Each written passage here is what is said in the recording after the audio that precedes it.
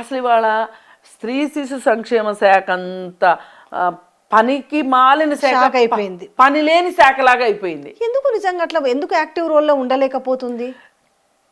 వాళ్ళు అసలు ఇది మా బాధ్యత అనుకోవట్లా. ఏ ప్రభుత్వం వచ్చినా వాళ్ళ అధికారం నిలబెట్టుకోవాలని చూస్తున్నారు. మేమే 10 ఏళ్ళు, మేమే 15 ఏళ్ళు, మేమే 30 ఏళ్ళు. ఇప్పుడు గతంలో వైసీపీ గవర్నమెంట్ ఉన్నప్పుడు డిప్యూటీ సీఎం, ఇప్పుడున్న డిప్యూటీ సీఎం 30,000 మంది ఆడపిల్లలు మాయమైనరు అని చెప్పారు. ఆయన చాలా ఆ స్టేట్మెంట్ చాలా సందర్భాల్లో చాలా ఆవేశంగా మాట్లాడారు. ఓకే, ఎక్కడ తీసుకొచ్చిరా మరి 30,000 మంది ఆడపిల్లల్ని? అసలు దీనికి రాజకీయం కోసము వాడుకుంటున్నారు. రాజకీయమే అది అది ఖచ్చితంగా రాజకీయం కోసం వాడుకున్నా. అసలు ఆ రోజు నువ్వు ఇప్పుడు డిప్యూటీ సీఎంవి, ఇప్పుడు నీకు చెప్పారన్న అర్థం ఉంది కేంద్ర ప్రభుత్వం. ఆ రోజు నువ్వు ఎవడవని చెప్పారు నీకు? నేను ఆ మాట అంటే చాలా మందికి కోపం వచ్చింది, నన్ను ఎన్ని బూతులు తిట్టారు. సరే, నీకు చెప్పింది కదా, మరి ఏది మీరు అధికారంలోకి వచ్చారు కదా, మరి ఇంప్లిమెంటేషన్ అసలు ఇవన్నీ కాదు.